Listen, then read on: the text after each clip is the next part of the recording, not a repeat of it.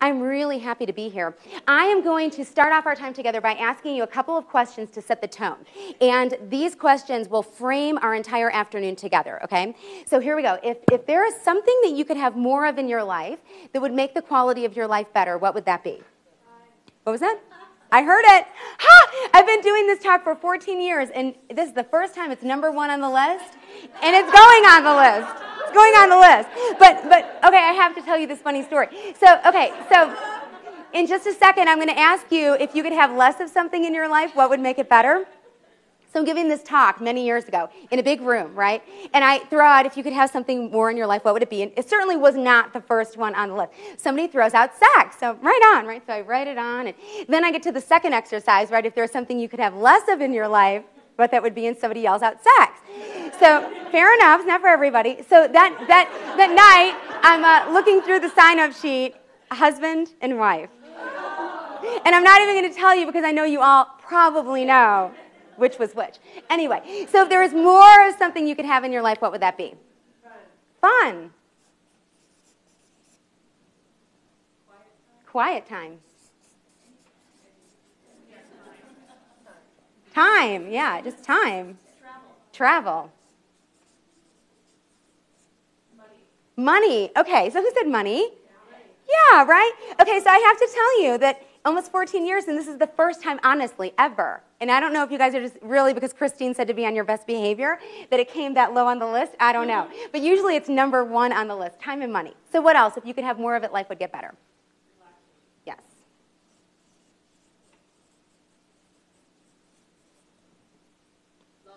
Love.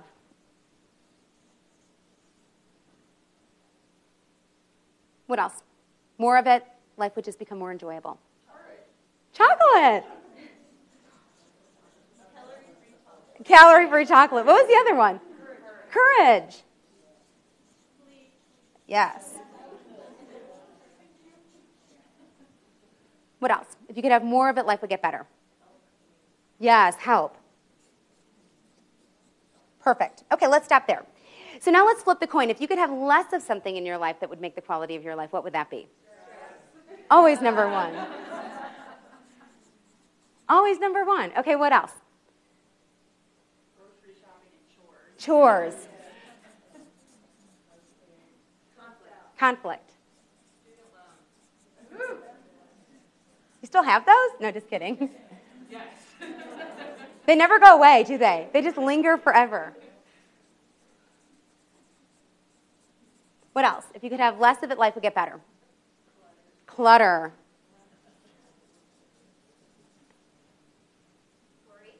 Worry? Yes.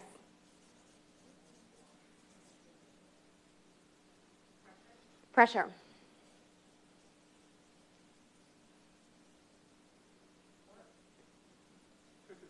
I know. Usually that comes right below stress.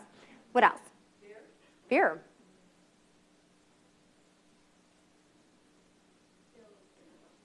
Bills.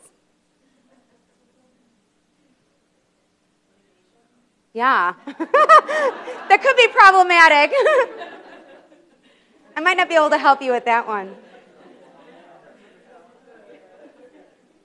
Litigation on one side, early retirement on the other.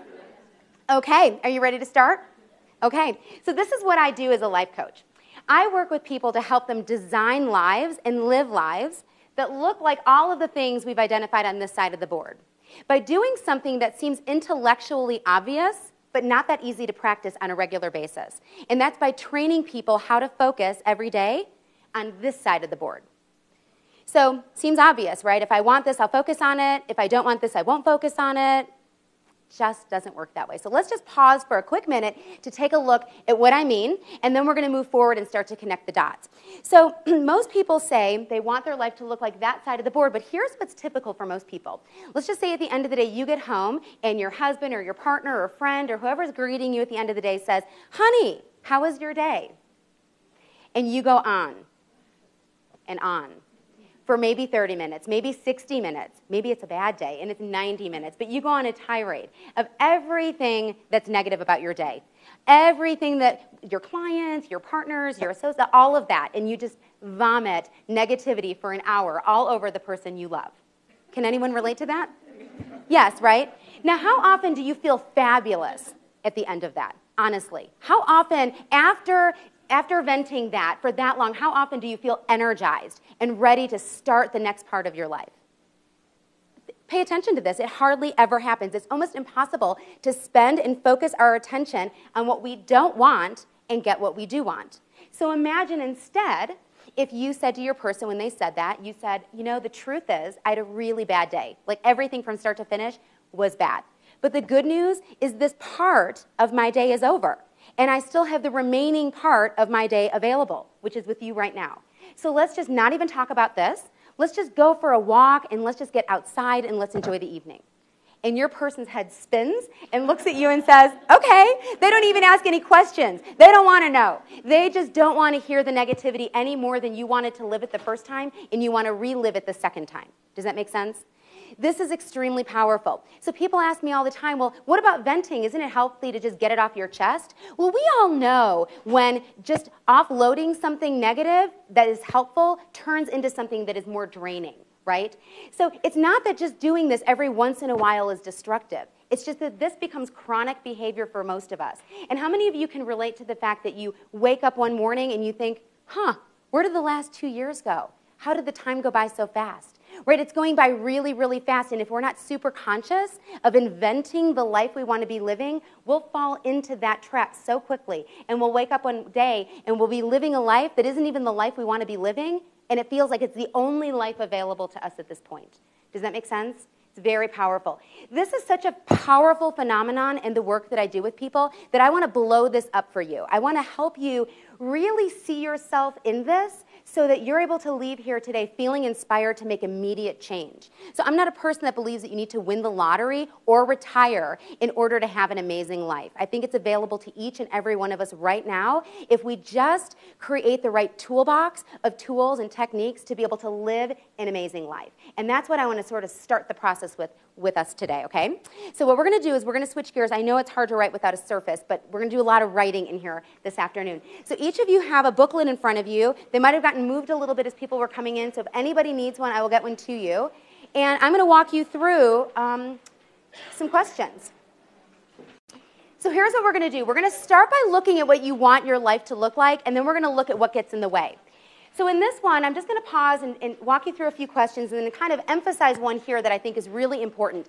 So in my coaching practice over the last 14 years, if I would have to say the two most prevalent issues that I work with people on. One is this whole concept of people saying they want one thing and not focusing on it, getting stuck in the gutter of life, getting stuck in the negativity of all the energy drains and all the things that just beat you up throughout your life. The second thing is the fourth question here, and I'm going to emphasize this and explain to you why I am. So it says here, who do you want to be? This is extremely important because most of us in this room should be at the age that we know exactly who we want to be. And ideally, we'd already be that person, right? The reality is that in real life, it doesn't work that way. In all the years that I've been coaching people, one of the things I found the most is that people really struggle knowing who they are and who they want to be. And the reason that is because there are so many external influences that have shaped us from a very young age when we weren't yet even conscious that we were being shaped. And then we fast forward. You know how I said a few minutes ago, how many of you felt like 2 years just went by like that? Well, imagine what happens when we wake up and we're in our 30s, 40s, and 50s and we think, where did it go? So here's what happens, and I'm speaking to a group of women, so it's really nice that we can all kind of relate to the story. So before we were even born, it was like the moment that our parents knew that we were coming out a girl, there were so many expectations, right? The nursery was set up in pink. Mom always wanted to be a dancer, but she wasn't that good, so you better believe that like little Mary is going to be wearing a tutu and she's going to be the star of the dance thing, right? Like there's all these expectations that shape us. And then we go into school and then we have teachers that care about us, but they're projecting their expectations without even stating it. None of us even knows that this is happening. But maybe our kindergarten teacher doesn't like an assertive girl for whatever reason, and you're chatty and you question things, and she doesn't really like that. And so you learn from an early age, maybe I better tone it down a little bit, because what everybody ultimately wants is to be liked and to not be rejected. And so if we're driven by the need to be liked and we're driven by the need to not be rejected, we learn from a very early age how we need to show up in order to play the part, to get love from mom and dad, to get love from our siblings, to get love from our teachers, to not be rejected by our friends. You following me?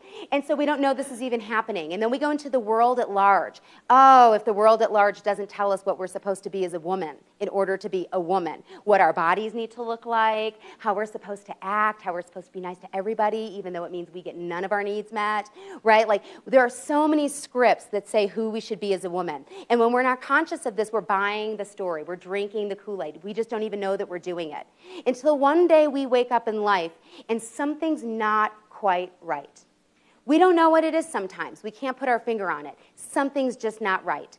Well, how do we know when something's just not right when we're not able to put our finger exactly on it? Well, in my world of working with people, it's very crystal clear to me. When a person's not living an authentic life, which, by the way, this is what I'm talking about. When we play the part of who we think we're supposed to be, we become the good wife, the good lawyer, the good mom, the good PTA president. We become all the good this is being a woman. But what happens in the end is that we're losing touch with who we are and what inspires us to live an incredible life. And here's how we know. It shows up as overeating. It shows up as shopping when you don't need anything. It shows up as sadness or depression or anxiety. It shows up as checking out. It shows up as resentment. Right? It shows up in so many ways because when we're living a life that's true to us, that enlivens our spirit, there's nothing to excuse ourselves from. We want to be in the game full time. Does that make sense? So I could spend an entire year working with you on just the answer to this question. It is so profound in our culture. I find it true with men. I find it 100% more true with women. And so I invite you during our talk today just to open the dialogue within yourself, right? Just to begin to ask yourself questions that can really change your life. And to begin today, especially with that one. And then lastly, how do you want your relationships to look and feel? So what I'm going to do is just give us a few moments of pause and quiet to reflect on what some of these answers are for you. So in the interest of time, you might just kind of shoot from your gut and just answer each question just as it just kind of comes to you. Or what you might want to do is that if one of the questions as you read them really resonates with you, is something that's speaking to you right now, bag all the rest of the questions. Just think about that one and give it these few moments of your attention. And then we're going to connect here in just a second. So just just one ground rule for right now as we start this. I just want to mention that this time is for you. And this time is for you. And so I want to make sure that you're answering these questions as authentically as you can. I'm not going to put anyone on the spot. We'll share a little bit, but it's nothing having to do with what you specifically wrote on your page. So please take advantage of this time to be honest with yourself. And I just want to preface it with one more thing, and I'll create some silence for you, is that this is a time not to judge. Like, you might be here in this room with me today in one of the worst spots of your life. Like, you might really be struggling. Your marriage might be off, or your partnership. You might be in a real terrible funk with one of your kids, or they're in a terrible funk. You might be struggling at work. You might be questioning your identity. You might be in a really bad place. But it's really important when you do these exercises today to let them serve you. And you can't be served by these exercises if you're making them look good, or if you're embarrassed to write your truth on paper. Just be authentic and honest, even if it's ugly, even if it makes you look like a vicious human being. It doesn't matter. We have to start somewhere to get somewhere else that we don't want to be. So I invite you to just not judge anything that comes out, do this with loving kindness, and just see what surfaces for you throughout our time together. Okay? Does anyone have any questions? So what was it like to do this exercise? Is it easy or is it difficult to think of the big picture of your life, in your dreams, in your goals, and what you want from your life? Is that easy or is that difficult? Very difficult. Who else thinks this is difficult? Yeah. Who thinks it's easy? Okay, so let's start with maybe some of the people that think that it's easy. Why do you think it's easy? Because you know what you want. Okay. What else? For other people that thought it was easy, any answers other than that one? It's easy to maybe, at least for me, express what I want because I'm not actually doing it. Like, it's one thing to say, this is what I want. Right. It's obviously a lot harder to do it. Exactly. So let's hear from people that thought that this was difficult. Let's kind of balance that.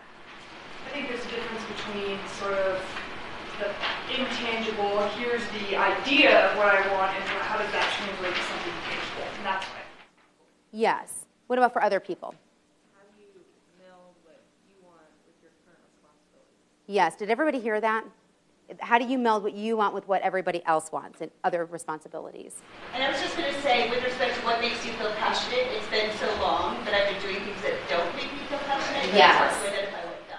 Exactly. And I want to speak, kind of piggyback on what Christine just said, which is that for a lot of people, when you get into the daily grind of life, it becomes a vortex where you get swept in and life becomes about your daily task list and going through the rhythm of your day, so much so that we could wake up and feel like we've been living in Groundhog Day, right? That everything looks the same. And for people that have children in this room, especially young children, I think it's even more prevalent, right? Where you've got their routine that sets your routine. So it's very difficult to detach other people's needs from your own, no doubt. And then I think for most people that think that this exercise is easy, in my experience from doing this, is that a lot of people know what they want or can be in touch with that, but the execution is extremely difficult. The focus, the discipline, and the tenacity to stay attuned to what you want, despite all the external circumstances that come in and want to get in the way of us moving forward with that. Does that make sense? Very powerful. So here's what I want to do. If this is everything that we want, let's take a look at what's getting in the way, okay? So what I want to do, I'm going to walk you through. You've got your booklet there. We're going to turn to the next exercise. Oopsie. Okay. So this is what we want. Let's look at what's getting in the way and what's preventing that. So what I'm going to do right now is I'm going to give you just a few minutes to get this on paper. What I'm really wanting to do is for you to have both of these things side by side so we can really spend our time together today looking at why they're not the same list, right? So I'm going to give you just a few moments of silence to do the same thing. I know somebody just walked in late, so if you don't have a handout, just raise your hand and I'll get you one. Otherwise, we'll just pause for another moment, get this on paper, and then we're going to start to connect all the dots and play with what you come up with. So which exercise is easier for you? Is it easier for you to identify and focus on what's standing in the way and what's preventing you from achieving what you want? Or is it easier to focus on all that you want? Obstacles. Okay, almost hands down, it's almost always easier for people to focus on their obstacles. So why is that?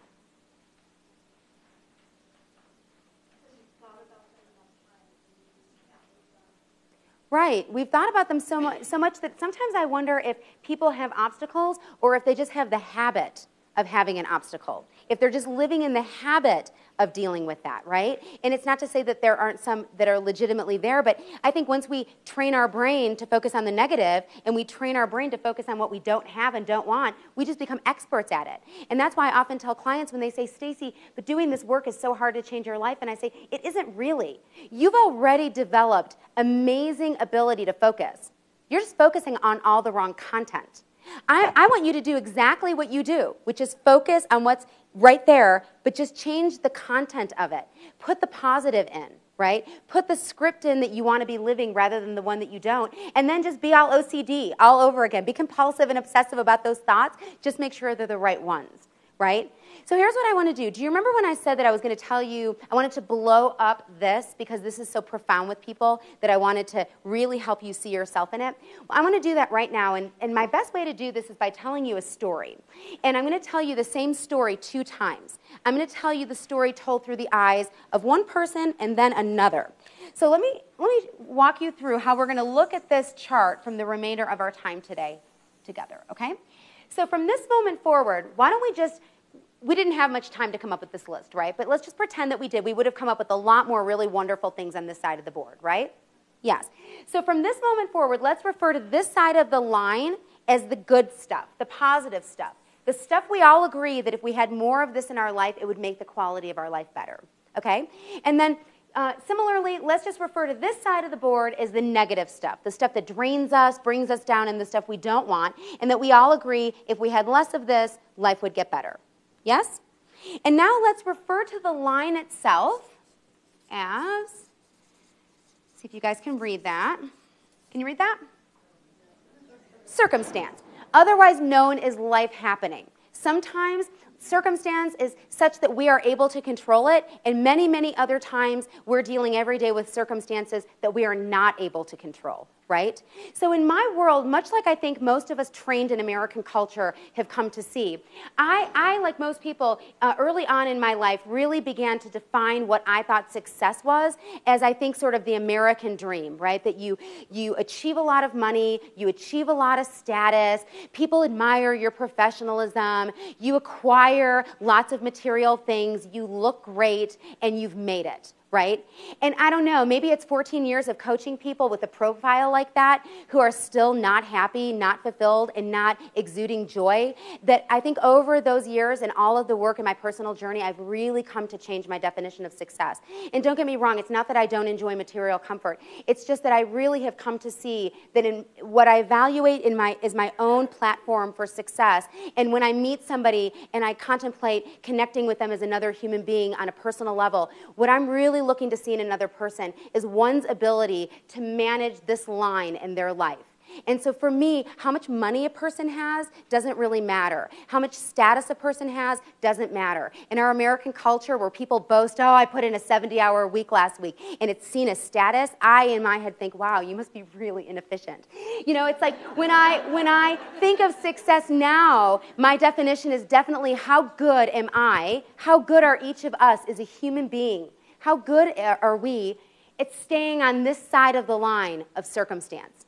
Because whether we're able to control it or not, it's about our ability to stay here. Now, life is not perfect, right? And certainly Christine knows, and people that work with me know, that I am not a fan of perfectionism, which I think almost every woman in this room, if we're honest about it, to get where you've all got in your career, there has to be a streak of that in you. Yes?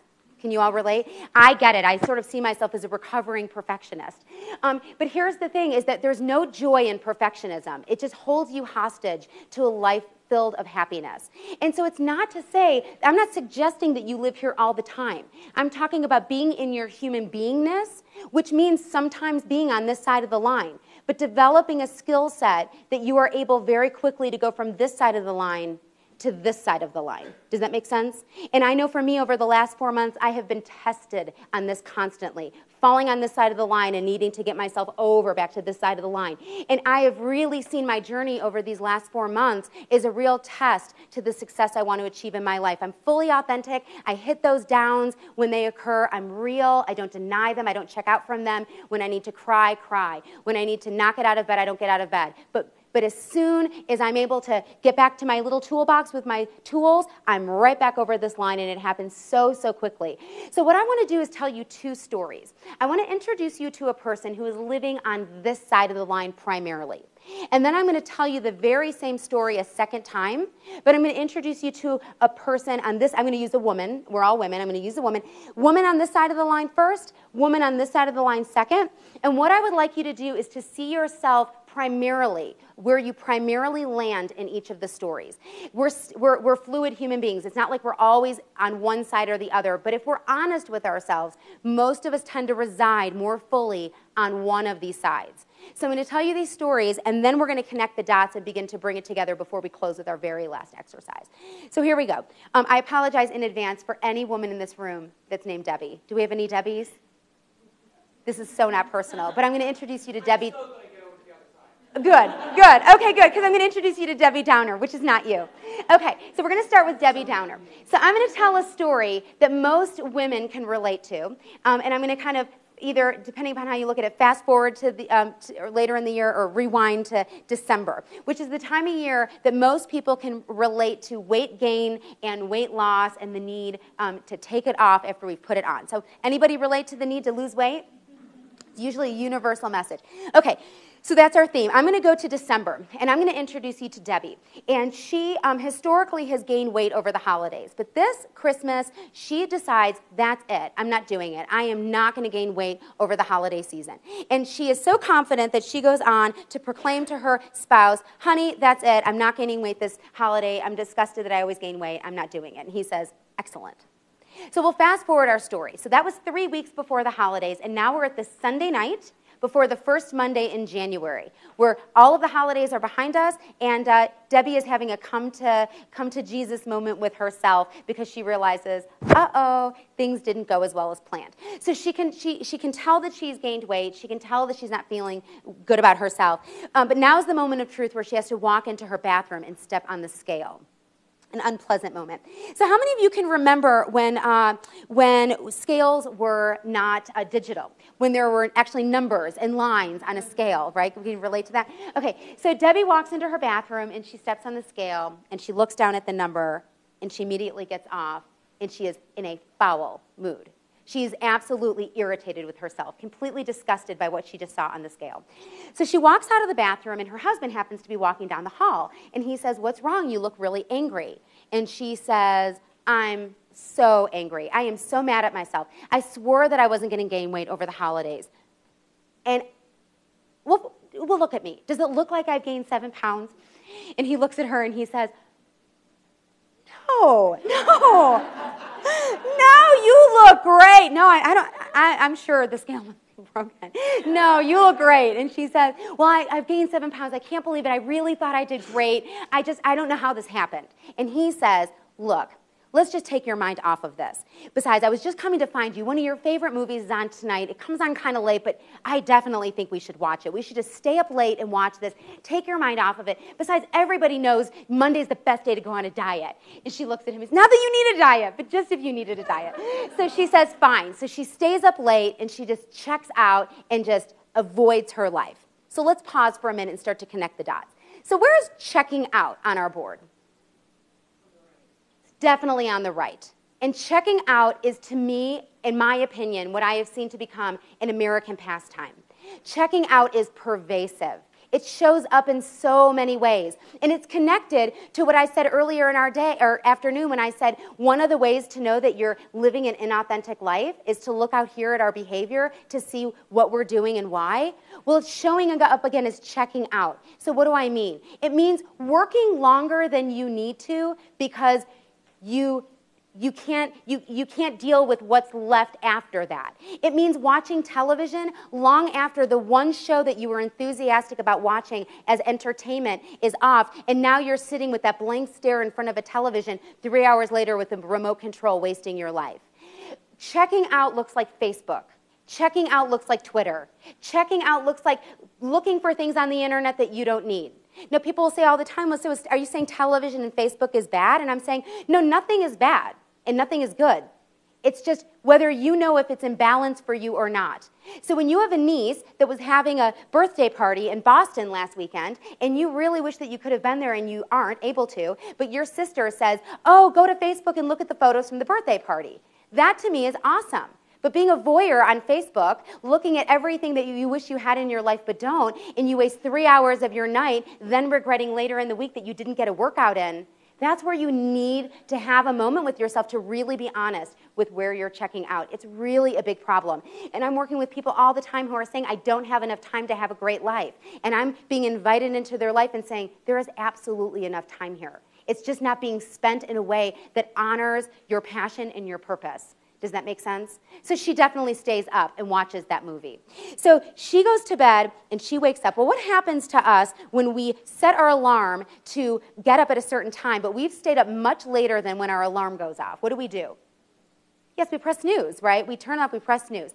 Well, she does exactly that until she has that moment of consciousness about 8.5 minutes later, right before her alarm's about to go off, that she has a meeting first thing at her law firm. So now she's jolted out of sleep. How does that make you feel when you're jolted out of sleep and you're already tired? It's bad. So remember when I started our afternoon and I said, how many of you had a day that went from bad to worse and we came up with that side of the line? Well, just watch how Debbie's life is beginning to spiral down. Her day is spiraling down. So she jumps out of bed. She's feeling very rushed, another thing to make us irritable. She goes and takes a shower. She comes back quickly, rushing to get ready for work. She opens up her closet to get dressed. What happens to us when we've gained 7 pounds over the holidays? It's really tight. And so she's got these garment dry cleaning bags, right, with her pressed outfits ready to go. So she puts on this outfit, and she does what I refer to as the sucky poo. So some of, I guess you would have no way of knowing, maybe Christine knows, maybe Rachel knows, but I always struggled with weight most of my life. I grew up in a very overweight family, and it's been, probably close to 15 or 20 years now, but I lost 50 pounds and have maintained it for that duration of time. I struggled the whole first half of my life with that. And so I refer to what Debbie's about to do is what I've done so many times in my life, and it's called the sucky poo. So how many of you know what I'm about to say before I've even described it? She's got those pants on. She's working that zipper, and she has to do the 1, 2, 3, suck it all in, and then she does that button, and she gets it all in, but then she knows the moment she sneezes today, it's a disaster waiting to happen. And she's irritable, right? Like, we just don't feel good when we are feeling like we're not being who we say we want to be, right? So it's all she's got to work with. She's cranky, she's irritable, and she walks into the kitchen to get to get breakfast before she leaves. There's a platter of croissants, and there's a platter of bananas. In her current emotional frame of mind, which does she gravitate toward? How many of you would be willing to bet an entire year of your salary that she's going for the croissant? She does, and maybe 2, right? She's in a bad mood. So she's snarfing down the croissant. She jumps in her car. She's rushing to get to her meeting first thing in the morning. She comes to a 4-way stop sign in her subdivision. She stops, and at exactly the same moment, the woman to her right stops. You know how that happens, right? Okay, she goes to accelerate. Exactly at that same moment, the woman to her right accelerates. Debbie is having nothing to do with this. She is just disgusted with this woman to her right. How many of you believe that there's a chance that the woman in the car to her right, who's doing this little dancey poo in the car, can feel that Debbie's having a bad day? She's had no dialogue with her. She's not in the same car. She's not even right next to her. But she can feel that negative vibe that this woman is just foul and in a really bad mood. How many of you get that, right? That the energy, we can feel other people's energy. So Debbie is not feeling generous that morning. So she guns it through the intersection. She's rushing to get to work. She gets to the office or to the firm. And the rest of the day unfolds exactly as it started, just like we talked about, right? So let's just fast forward our story right there. That's a day in the life of Debbie, okay? So let's switch gears. Let me introduce you instead to Paula, positive Paula, who's living her life on the left side of the line. Same set of circumstances, you ready? So it says same Sunday night, she walks into the bathroom, she steps on the scale, she looks down and she says, oh my God, that cannot be right. Like, I know I did, somebody gave me that box of chocolates, I did eat them all without telling anyone I got them, but surely that couldn't make me gain 7 pounds. And so she's just distraught over like what happened. So she walks out of the bathroom and her husband's walking down the hall and he says, honey, what's wrong? You look confused. So how many of you remember what Debbie looked like in the first story? Angry. And where's anger on our map? It's definitely on the right side of the line, right? Anger is definitely on the right side of the line. But where is confusion? Where? In the middle, right? It's right on the line. It's just, confusion is simply circumstance until it no longer is. So confusion is going to tip to this side of the line, or it's going to tip to this side of the line. And I just want to just take a moment to pause on confusion because it brings up a topic I'm really passionate about. And that topic is the topic of playing the victim. And this is really important because for a lot of people, we use confusion as an excuse to step out of the game of our life. I didn't know what to do, so I didn't do anything. I wasn't sure what he meant, so I was waiting for him to say something. I wasn't sure what was expected of me, so I thought I would just wait until next month to figure that out. Right? Confusion allows us to put responsibility on other people and take it off of ourselves. And one thing I know is that if we are not taking complete responsibility of our life, meaning not in the full game of our life, we will never be able to create an authentic, happy, and fulfilled life. We cannot create that when we're blaming other people or making excuses for why our life isn't what we want it to look like. So Paula is definitely going to take confusion, and you'll see in just a second, she tips that over the line. So you ready? Let's go back to our story. So she says, I am confused. Honey, I don't understand. I swear I thought it was so good for these last 3 weeks, but I got on the scale, and it said I gained 7 pounds. Does it look like I've gained 7 pounds? And he says, No, of course not. You look beautiful, blah, blah, blah, blah, blah. And she says, and he says, besides, one of your favorite movies is on tonight. I think we should stay up late and you should take this off your mind. And tomorrow's Monday and blah, blah, blah. And she says, oh, God, trust me. There's nothing I'd rather do than pretend like this didn't happen. But are you kidding me? Look at you. You still look hot. No, you go watch that movie. I have got to figure out how I'm going to lose 7 pounds by like 6 a.m. tomorrow morning because I'm disgusted with myself. And so she does what any positive Paula would do. She declines the checkout. She goes into the kitchen, she steams some broccoli, she chops and cleans all her greens for her green smoothie, she gets her gym bag all packed, she's ready to take action first thing tomorrow morning.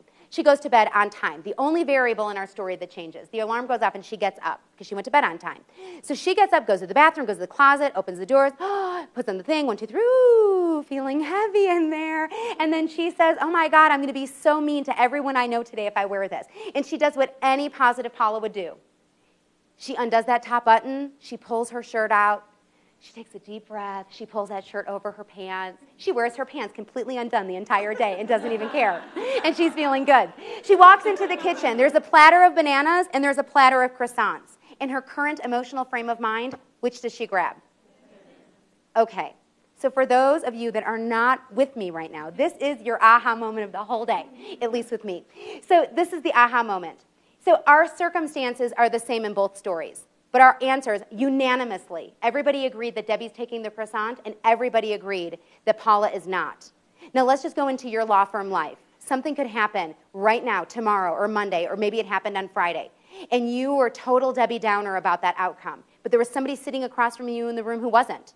The exact same circumstance happened in a boardroom. One person walked away being negative, and the other person didn't. So why is that?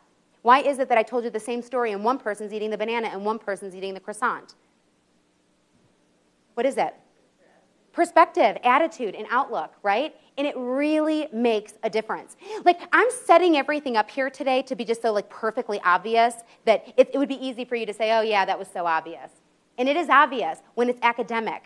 But when we all walk out of this room and real life is thrown in our life with us, this isn't academic anymore. Right? This really requires us to roll up our sleeves and say, I have a choice in this. I can choose to be on the left side or the right side of the line. It is absolutely a choice. Does that make sense? She definitely grabs the banana.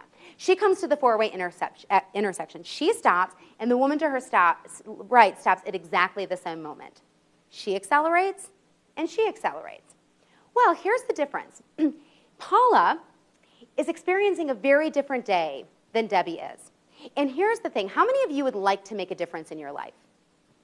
All of us do, right? I think we all do as human beings. I think women really like to make a difference, right? It's in our DNA to want to give.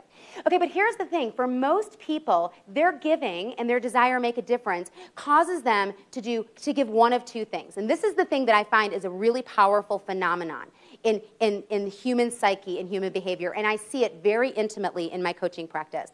One of the things that I see people, the top 2 things that I see people want to give away the most, and they give away the most freely without thinking about it, are these 2 things. Now, I will honestly say, and this is sincere, I've been giving this talk for almost 14 years, and this really is the first time that time and money aren't at the top of this list. So humor me a minute, because even though they might be a little bit lower on this list, how many of you do feel like you need more time and more money to have a great life? Right? Most people feel that way. So let me just connect some dots on how you could get more value in your life without self-sabotaging the very thing you say you want. So here's what giving time looks like. Giving time means saying yes to serving on committees or projects or boards or events that drain your time, right? It means saying yes to be the PTA president when you have absolutely no idea where that time is going to come from, right? It means sitting in front of Facebook for 2 hours when you really could have accomplished what you wanted to accomplish in 10 minutes. It means watching television for 2 hours when you were wanting to watch a 30-minute show. That's what giving your time away looks like. Does that make sense? And we're constantly giving money away too. We go out to eat when we say, oh, I'm too tired to cook. And then before you know it, you're like, how was carryout? $75, right? And we give away money by basically buying a bunch of things to make us happy because we're so stressed and so drained. Are you with me? We give money to causes that we really can't afford to give to because we want to look generous. We might really want to also be generous, but we're giving it because we want to look generous. Are you with me? Now here's the thing, I'm not a stingy person, and I love giving away time and money. But my giving of time and money, both for myself and everyone I work with, is absolutely conditional, which defies one of the scripts that we've all been believing and drinking the Kool-Aid as women. And that's the script that we should be giving our love conditionally. And this to me really makes a woman have to stop and pause. But I think that you should absolutely give time and money, but it's conditional. It needs to be conditional. And you know what it needs to be conditional on? That you have it to give. If you have the time, give it. And if you have the money, by all means, give it. But if you don't have the time and you don't have the money and you're giving them for the wrong reasons, guess what's going to happen over time? That time, by the way, could be buyer's remorse, which is 15 minutes after you press send on eBay or Amazon, right? Or that dissonance could come 2 months later. But here's how you know that your giving is inauthentic. It means that at some point it's going to show up on this side of the line. It's going to show up as resentment. It's going to show up as passive aggressiveness. It's going to show up as regret. It's going to show up as stress. It's going to show up as anxiety. If you don't have the money to give, you'll know because it's going to show up over here. And if you give the time away and you didn't have it to give, you'll know because it will end up on this side of the line. Does that make sense? So because we want to make a difference, and we all do really want to make the world a better place, let me show you one way to do this that is so beautiful and so remarkable, and I promise you, it will take no money and no time out of your life. Are you ready? This is so exciting, I can't stand it. Here we go. All right, so I'm Paula at the intersection, and I come face to face with Debbie. And you remember how we said in the Debbie story that you could feel the negative vibe? I'm sorry I'm pointing at you because I know you're not Debbie. That's why I'm not pointing to her because it would be bad. Okay, so I am Paula, and I can sense that Debbie in the other car, who I've never met before in my life, is struggling this morning. And this is what I do. I get to the stop sign, and I do the dance, and she does the dance, and I do the dance, and she does the dance, only this is what I do. I go, and I let Debbie go through the intersection. How long did that take me? 2 seconds. And how much did that cost me? Nothing. How many of you know what I mean by pay it forward? Yes. How many of you know what I mean by pay it backward? No, we don't talk about that, right? Okay, let's talk about that. So let's just say that Debbie didn't have the break. How many of you, okay, let's come up with a number that all of us can agree upon in this room in terms of number of people we have interaction with in a typical day. How many people can we all agree that personal, work, everything, grocery clerks, all of it? How many people? 30? 50? Somebody said 100. Can we agree to 25? Okay. I don't know how many people are in the room today. I think more than 25, but let's pretend it's 25. You ready? Okay. This is Debbie. She's on the right side of the line. She's staying on the right side of the line all the way from the time that alarm went off to the time she gets to the office. How many of you have ever had an interaction at the firm first thing in the morning when you go to get a cup of coffee with some toxic waste dump that is just there waiting for you? And they are so negative. They are so negative. And you actually, let's just say that the best case scenario is that you were in a really good mood, a great mood. Let's just say that the worst case scenario is that you were neutral that day. But now you just come into really negative energy, okay? How many of you believe, I feel like I'm one of the most positive people I know, but that would really affect me. Now, I have a good skill set to get myself out of it pretty quickly, but that would bring me down. How many of you would be brought down by that toxic waste dump first thing in the morning? Yes, right? We would be. So Debbie comes to work, and she's just wicked with her negativity, right? She comes in contact with 25 people in her day. Let's just pretend all of us, 25.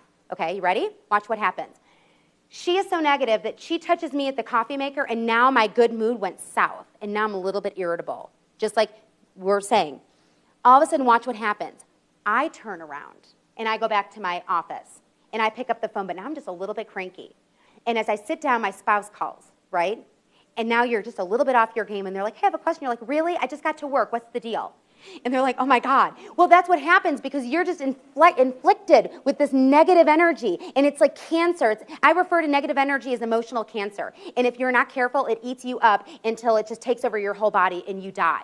But you don't die like you do of real cancer. It just takes away all your lust for life, and you become a passionless person. Ugh, we don't want that, right? But now guess what happens is that Debbie just touched me, but there are 24 of you too. And now all of us are going to our 25 people, and we're bringing some negative energy out into the world, right? Is it surprising that the world is so negative today?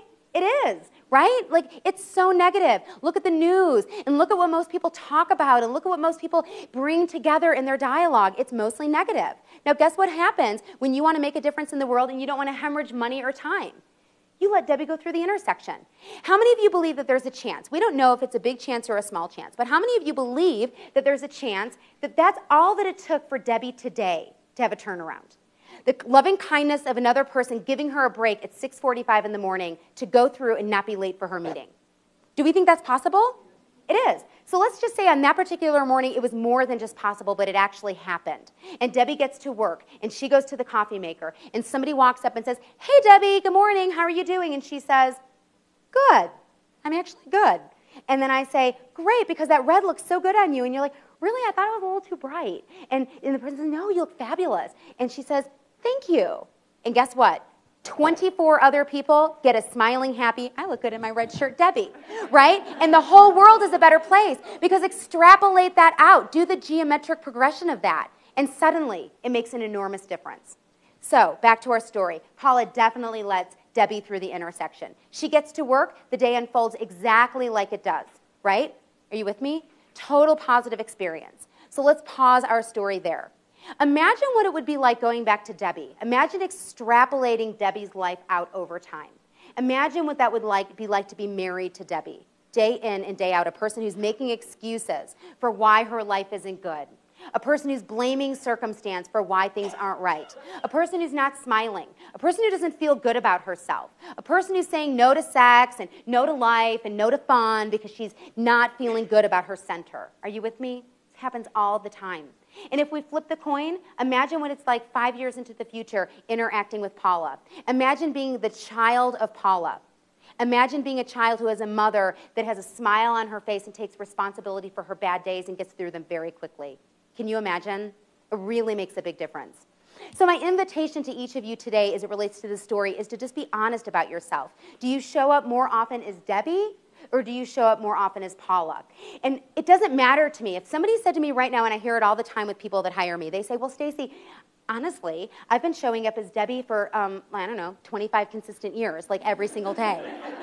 And I say, "Great, guess what? It so doesn't matter because in my world, and really in all of our worlds, it's just that I have the perspective to really get this and most people don't. It really doesn't matter that you might be showing up as Debbie and have been for years and years and years and years because guess what? No matter how much you'd like the past to be real, it is absolutely gone. And we can never claim it again. Now you can lament it and you can hold on to it and you can take all your precious time out of this beautiful present moment to try to cling to the past, but in reality, none of us will, no matter how hard we try. So we may as well just let go of the past and say it's over. And it doesn't matter if I've been Debbie Downer for 20 years. I can wake up right now, walk out those doors today and be Paula and have a transformational experience because I don't need to win the lottery and I don't need to quit my job. I can be happy just because I choose to. Does that make sense? So let's do this. Let's go through our last exercise, and this is really going to connect the dots of everything that we've talked about. We're really going to start to look at what your life looks like. So unlike our first two exercises, where I gave you not a lot of time, but I gave you reflective time to think about your answers, in this exercise, what I'd like you to do is just the opposite. When I say to you, or if anyone were to say to you, at the end of the day, "How was your day?" How long does it take you to answer that question? 2 seconds, right? You don't need to think about it. You just know the answer. That's what this exercise is intended to be for you. What we're going to have together as a group when we're done with this exercise is a pie chart. And you're going to divide this chart into sections based on how you expend your energy. So be mindful, I'm not asking you to divide this wheel by, analytically, by where you spend your time. Right? That's not what I'm asking you to do. Because at the end of the day, it's not necessarily where we've spent our time that determines our energy. It's where we've put our heart and our feelings and all of our juice. So for example, if you just spent 10 hours working and you're driving home from work and your person calls you and says, "Oh, that movie we've been waiting to see just came out tonight. What do you think we meet and go see it?" And you say, "You're kidding me, right? I hate my life. I hate my job. I hate my boss. I hate everything today. Like, I'm drained. All I want to do is go home, plop something in the microwave, sit on the TV, and wait for tomorrow to come." And your person says, "Whoa, okay, I'll call someone else." Right? Like, your work day might be over, but your work day isn't over. Do you get that? It's still taking your energy, even though you're no longer in it. So what this wheel is designed to look like is where you distribute your energy. And you're just going to divide this into parts. There is no right and there is no wrong. But be mindful that this is the wheel of what your life currently looks like, not what you want it to look like. So once you fill this out, I'm going to walk you through what most people say their wheel looks like, what most people would like their wheel to look like, and we're going to look at the gap between the two. Okay? Perfect. If this is confusing, it'll become clear in just a few minutes. I can't give you more information because I'll be filling in your wheel for you. So just give it a stab. I'm only going to give you like a minute or so because I want it to come from your gut. These are my words. You could have synonyms for the same things, but I'm going to walk you through this first, and then I'm going to walk you through the second one, and then you get to see which one looks more like your life, and then we'll talk about it. So here we go. This is what most people say they would like their ideal life to look like. So let's start up at the top with spirituality. Whatever you call that in your life, most people say they would like their spirituality to be their center point, the essence of who they are as a person. What guides them into being a loving and kind person, first with themselves and then with others. It's their way of interacting with the world. Not something that they only think about on a Sunday or a Wednesday when they're at church, temple, or synagogue, but something that is emanating out of their being. Second, leisure, also known as recreation, also known as fun, and also known as largely non-existent in American culture today. And it didn't used to be that way, actually, right? It didn't. I mean, we used to be a culture that recreated. We used to work hard during the day, and then we would come together at night. Maybe some of you remember this from your childhood. I remember it from mine. We would come home, and at night we would play in the streets. We would not come home until our parents yelled out our name. And we played all evening, and our parents communed with their neighbors. We connected. We were outside. We were on our porches. We were in our yards. We talked to one another. And then that changed. And then we became a culture that put a little bit more emphasis on work and a little bit more emphasis on money and a little bit more emphasis on status. And so we, as a result, became a culture that started to work a little bit more. And so instead of recreating in the evenings, we collectively, again, not necessarily spoken, not necessarily consciously decided, but we nevertheless collectively decided that we collectively decided that we would be a culture that would recreate on the weekends. We would work very hard during the week, and then we would come together on the weekends and let it loose and have a great time. But then guess what happened? We became a culture that kept thinking we needed more money, more status, and more material accumulation. And so what did we do then? We started to work on being a culture that when it came time for the weekends, we were schlepping kids to practice. And guess about this one. This one makes me laugh. People that are no longer being paid, and they say, well, I'm going to go in to the office on the weekend to get caught up. Right? So now you're actually becoming a volunteer and not an employee, right? Because you worked Monday through Friday, and now you're like, hey, law firm, you've been so good and generous to me. I'm going to come in the weekends, and I'm going to give up my quality time with my husband and my kids, and I'm just going to volunteer to get caught up, right? And so we've become a culture that's gunning it with work everywhere you turn. And maybe that's fine if we lived in Europe and we had like 6 weeks of holiday, but we don't. And so what does that look like? It looks like a phenomenal amount of pressure for people. And one of the ways that I know stress is so pervasive is how quickly it enters a conversation when I'm dialoguing with somebody. It's one of the first words that enters a conversation when I'm communicating with people is how stressed we are. And so recreation and leisure is so important. It's the other side of the stress coin, right? Like we need to recreate to blow off the steam of our stress. And when we're not recreating enough, our stress level just keeps going up and up and up until it affects other parts of our life. So let's move on to career, paid and unpaid. Well, what is the unpaid? I love talking to a group of women exclusively. So let's talk about that. How many of you have children? There's your unpaid job. And so here's the thing. If I were talking to a room of stay-at-home moms, they would have one job. But guess what you all lucky women get? 2 jobs. You get the one at your law firm, and then you get the one when you go home at night. It's a lot of work. It's a lot of work. And here's the thing. Everybody wants a fulfilling career, whether it's being a mom or being a partner in a law firm. The thing is that most people, if they're honest about it, don't want it to be the whole wheel.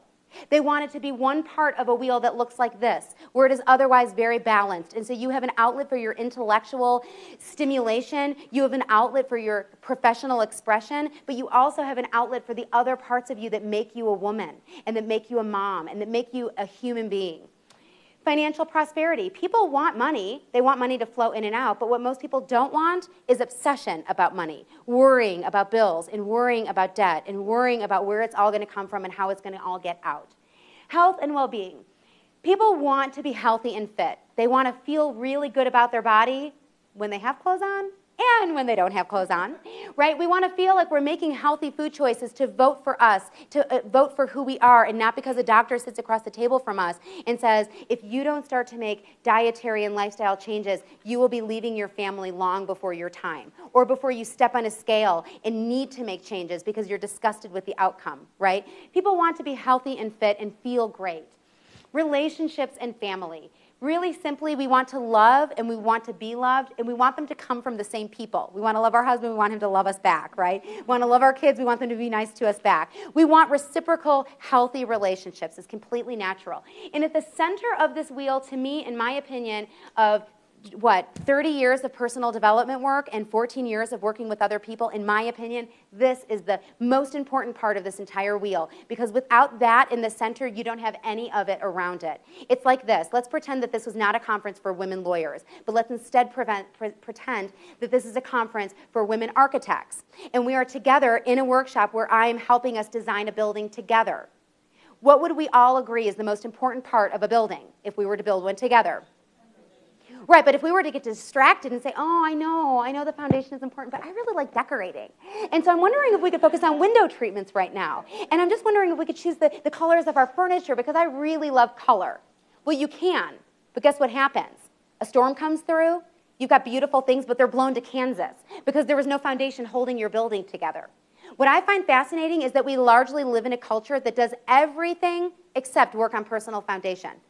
I find it absolutely amazing that we are concerned about our hair and our nails and our makeup, and we're concerned about our careers, and we're concerned about our schedules, but like we're not really concerned with what's going on inside of us, with our centeredness, with our sense of connecting with ourself as a whole person, about having a phenomenal sense of self. So what do I mean by self in this context? It means having a very strong sense of who you are and who you are not.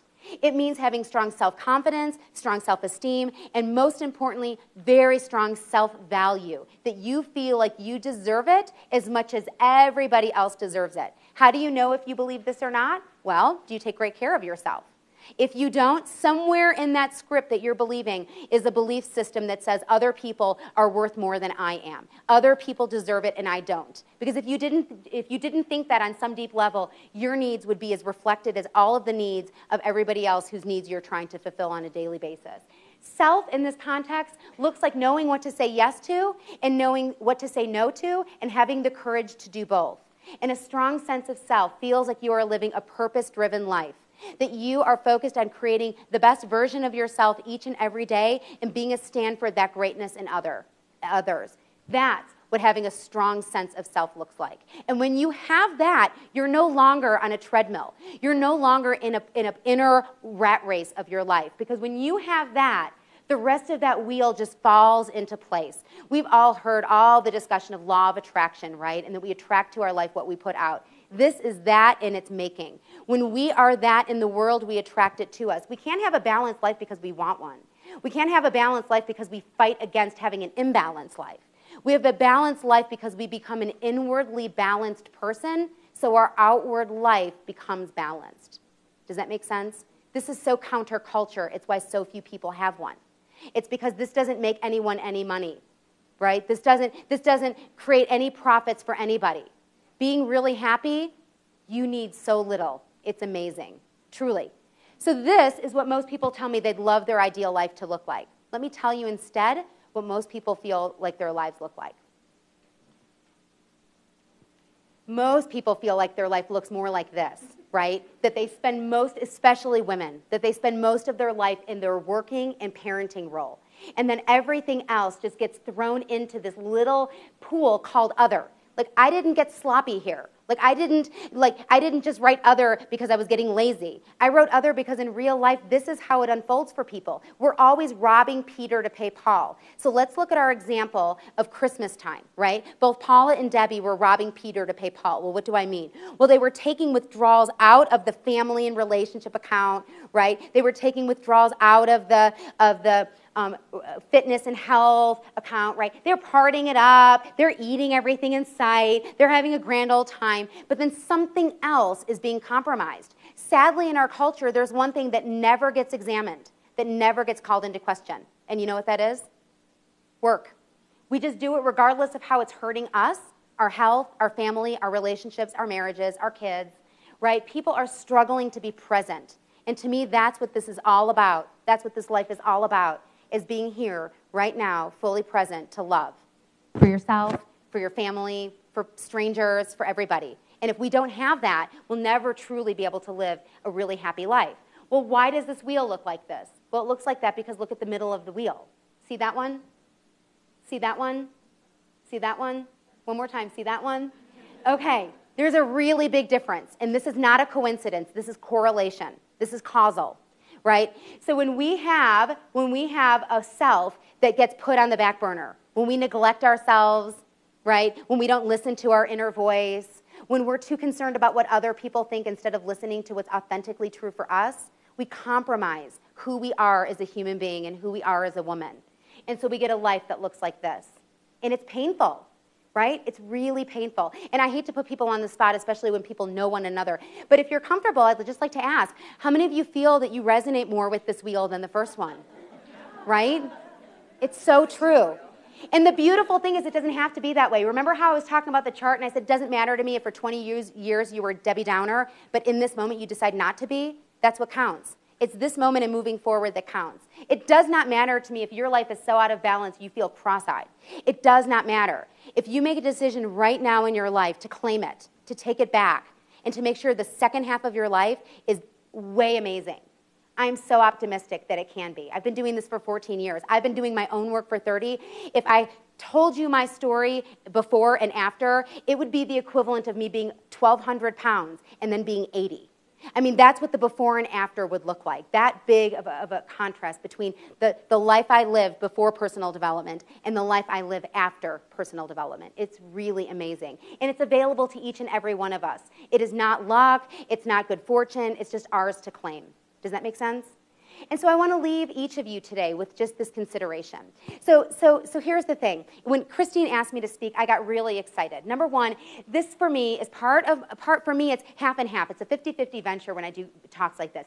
50% of it is wanting to be in front of a group of people who might want to play with me, right? Who might want to change their life, and like Christine and like Rachel, that would want to work with me and invent their life, right? But then this is also very much for me community service.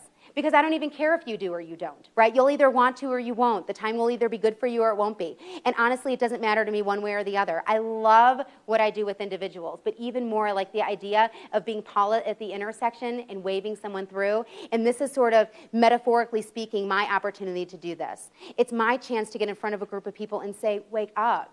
Like, really wake up. This is it. It is so game time. How many of you at our age, it is astonishing how many times in a week I hear a story, either someone directly that I know or someone I know's loved one that's dying.